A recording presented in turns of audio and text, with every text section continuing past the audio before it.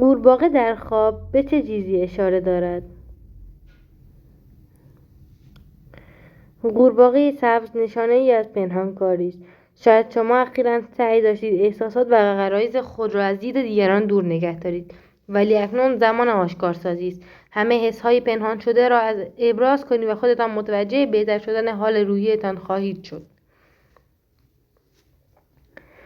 اگر در خواب قورباغه‌ای را در آب دیدید، مقداری پول و مال به دست شما خواهد رسید که می‌تواند برخی از گره‌های مالیتان را باز کند.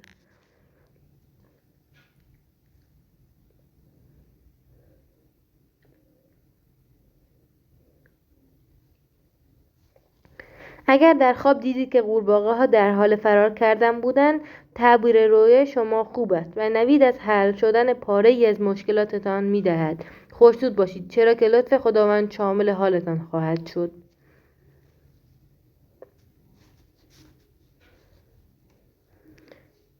اگر در خواب دیدید که قورباغه می‌گرفتید، بیشتر مراقب باشید. ممکن است در اثر بی‌احتیاطی خود بدنتان جراحتی پیدا کند و مدت‌ها باعث آزار شما باشد.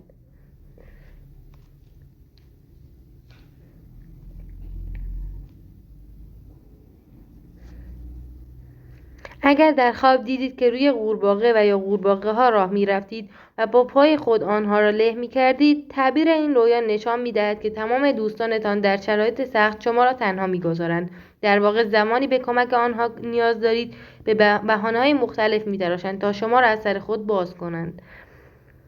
اگر در خواب دیدید که قورباغه‌ای می‌پرد، این رویا نشان می‌دهد که شما به هیچ کس و هیچ چیز تعهد ندارید و بسیار تنوع طلب هستید.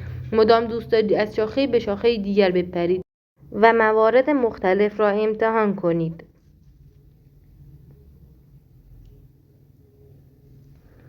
اگر در خواب دیدید که در حال خوردن قورباغه بودید، بیشتر مراقب ارتباطات خود باشید. برخی از معاشرت‌های شما نادرست هستند و نه تنها چیزی به شما اضافه نمی‌کنند، بلکه باعث ضرر و مکافات هم خواهد شد.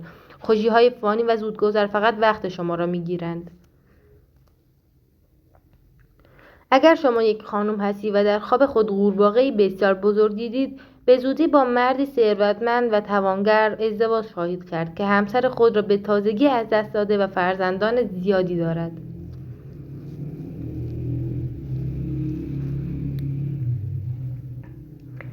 اگر در خواب صدای قورباغه‌ها را میشنیدید، تعبیرش یک هشدار است. بیشتر در انتخاب دوست دقت کنید، چرا که پس از رفت و آمدهای بسیار در نهایت متوجه میشوید که این معاشرت‌ها نتیجه و سرانجام خوبی ندارد.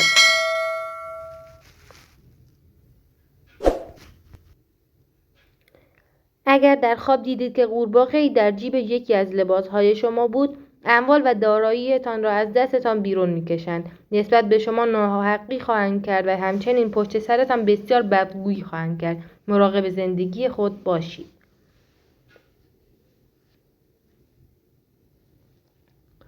اگر در عالم رویا قورباغه‌ای را روی درخت یا بر روی شاخه درخت مشاهده کردید، گروهی و یا فردی شما را فریب خواهند داد و به اصطلاح گندم نمایی خواهند کرد و جو می‌فروشند.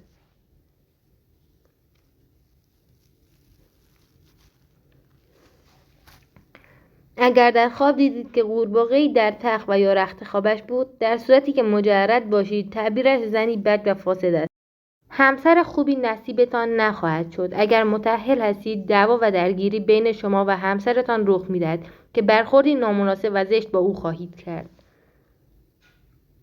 اگر در خواب دیدید که قورباغه‌ای در اتاق شخصی و یا منزل شما بود، به زودی مهمانی ناخوانده به شما سر خواهد زد که از دیدن وی و حضورش در منزلتان اصلاً خوشحال نخواهید شد و حامل زجر و رنج خواهد شد.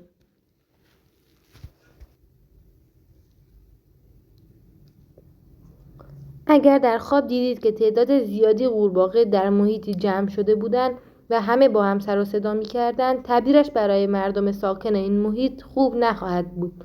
به زودی گرفتار خشم و عذاب خداوند یگانه خواهند شد.